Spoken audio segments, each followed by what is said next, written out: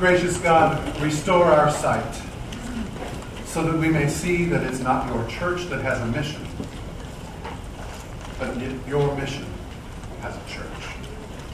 Amen. Amen. When I was 25, I had something of a conversion experience. I was a young music director serving the largest parish in the diocese with a full music program and great choirs, and in my heart I was doing everything right. Zealously following tradition, comfortably enjoying that little box that I'd created for myself and from which I operated. Then came the challenge. Several members of our parish had asked to have renewal music sung during our liturgies. Being the consummate young professional that I was having none of it. It didn't fit the tradition. And then one day, a trusted friend came and had a fierce conversation with me, gently confronting me with my failure as a pastoral musician. What did my attitude say about my role as a servant leader? No usher had given me a crash helmet, but the truth of it fell hard on my head and it knocked me off my high horse. It blew to bits my self-image as I realized that I had, over the previous several years, become blind and deaf to the people I was supposed to be serving.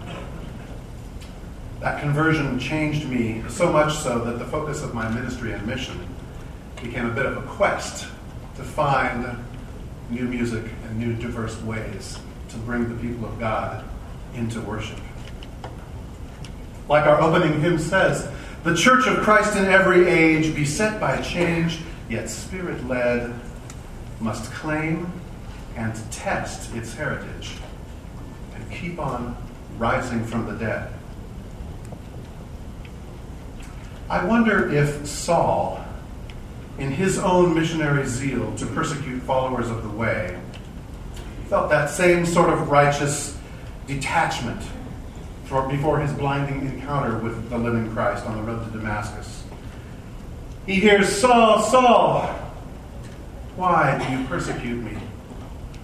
The hand upon your throat is your own." These are words of liberation and transformation, as the zeal of a persecutor becomes the zeal of an apostle. More than just a flashing encounter with Christ, Paul is faced with a sobering look in the mirror, a chance to change, proof that God refuses to give up on him and on us. I was blind, but now I see. It reminds me back to that time. I didn't want to be changed, and I don't think Saul did either. But encountering the living Christ cannot leave us where we are. It calls us out into the unknown, shadowy, scary, unpredictable places, and then it changes us. I think that is how our liturgy can function. It should reflect our experience of a missional God, the one who sends the Word made flesh to dwell among us. And then in turn, it should fire our hearts and send us into the world bearing the brand of God, the mark we receive in baptism. The sending out is serious. It's why we're marked with the sign of the cross and not a smiley face. How might you and I act in the world if the water of baptism had been indelible ink? Maybe, just maybe, we need to treat it that way. Going into the world to encounter it and fully embrace it is our call. And once we begin to hear the stories and the hurts and the hopes of the world, we will be changed. It is one thing to open our doors and proclaim, "The Episcopal Church welcomes you," and then to wait for people to come in and fit in. But a missional church might see it differently. We might look at the doors not as a way in, but as a launching pad that blasts us off and sends us out into that world. A new and exciting and unsettling world, week in and week out.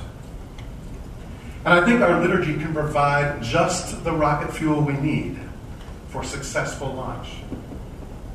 It has that potential to propel us out and to inexorably draw us back in. It's a cosmic rhythmic dance so enticing, we might find ourselves smiling a lot more. Or maybe fearlessly opening our hearts to new mystery. Maybe we drop our guards so much that we find our hips gently swaying to the music. And maybe even giving ourselves permission to clap on 2 and 4. Granted, that takes a bit of an attitude change. But you know, and most of you know this, I'm sure, our worship is not about getting it right. Even though many of us were taught that. I was. I held it as gospel. Beauty and perfection at all costs do not bring us nearer our God to thee. And please God, worship is not there so that we can forever stay in one place unchanged. No, when we allow the liturgy to do its work on us, we are thrust into places and situations that scare us. And I say, good. Good. We ought to be on fire. We ought to be alarmed and overjoyed at the good news. Yeah, Annie Dillard got it right. Crash helmets, protective gear. Those should replace our blue blazers and pretty hats. Our zeal for coming to church each Sunday morning should at least match the zeal we had in keeping Sunday evening open for Downton Abbey. I admit I am a recent convert. And you know about recent converts. But seriously, every time we meet, our liturgy should do nothing less than provide encounter with the living Christ. Whether we are in traditional or non-traditional spaces, gathering in homes, around a table, and maybe some Bible study, or out in the streets, waving palms and offering ashes to passers-by. Let's become inspired, full of the breath of God, and then moved to go out and be in that world. It's not too difficult. It only takes a little bit of time and permission. My job description in Chicago is, like fires, issue permission slips. We just need some permission to use our creative imaginations. Because we're not only made in the image of the God who sends, we're made in the image of the God who creates and yet more wonderfully recreates. So, let's take the current pulse of worship in our congregations. When we gather, is there a sense of joy and expectancy about the worship that's about to happen? Or is the air perhaps a little cool and stiff, a sense of leave me alone, I'm here to pray? When we begin to sing, is there a current of electricity zipping through the air? Do we feel the majesty and awe of facing the very throne of God? Or is the hymnody slow and dull and difficult to sing? Or worse yet, is it being sung in our behalf by the choir? And is there variety? Giving any group of Sundays, can you experience classic hymnody, ancient chant, spirituals, traditional chorales, music from around the globe, jazz, gospel music? How about hip-hop and other relatively current juxtaposed music? For instance, 3 years ago on Advent Sunday, we invited the congregation to join us in the antiphon. It's the end of the world as we know it, and I feel fine. You should have heard the sermon. How about presenting the Word? Are readings presented in such a way that we can actually imagine God at work with humor and hurt and empathy? Or is it read as if it were just maybe not the most important paragraph we were going to read all week? Do our prayers come from people naming all of our sorts and conditions? Or do we turn to page 387, just like we have for the last 30 years? And after we presented ourselves at the altar and shared those gifts of God as the people of God, do we feel fueled up for that mission that we are called to as the baptized? Or after we are sent out, do we actually end up going out? Do we have a failure to launch? Has something of the world weighed us down already and diverted our attention? Passionate, motivating, and missional liturgy is possible when we accept liberation. The liberation that God offers all of us. Amazing things happen when we welcome and expect change.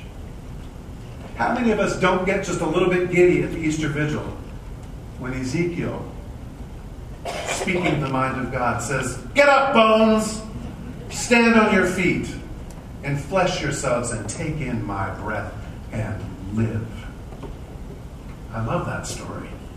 You know why? Because we don't tell it as if it were just word for word. We bring it to life. How about the excitement as we are led once again with unmoistened foot through the Red Sea waters? It's a weird turn of phrase, but we claim it, right?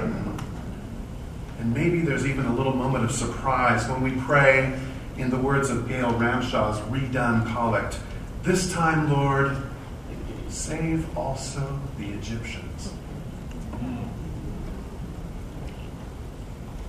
Lazarus, come forth.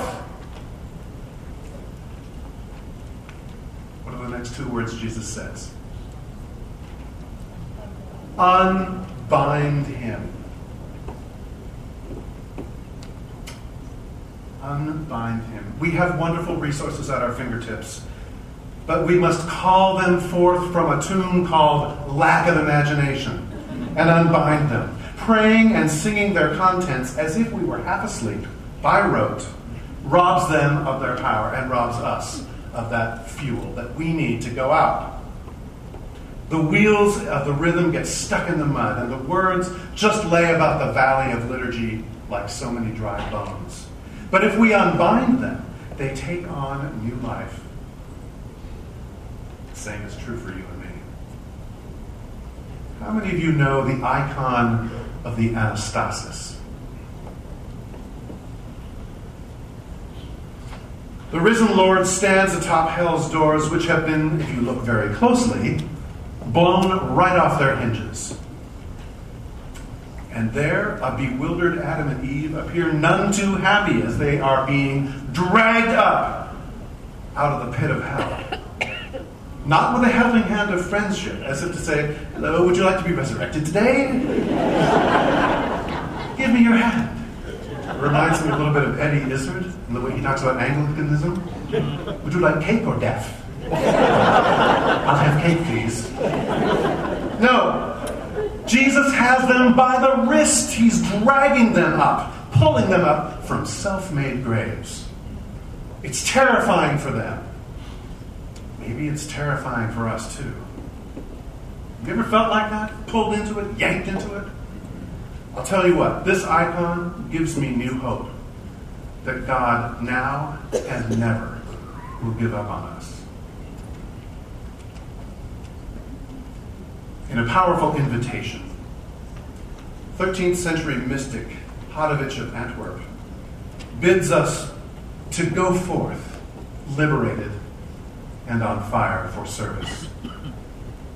She says, "Let your love be free to become what love truly is. Live without sparing and be fervent and humble. Serve one another with loving wisdom. Walk your pure journey with steps of beauty, and take the sweet spirit of love and peace and joy with you.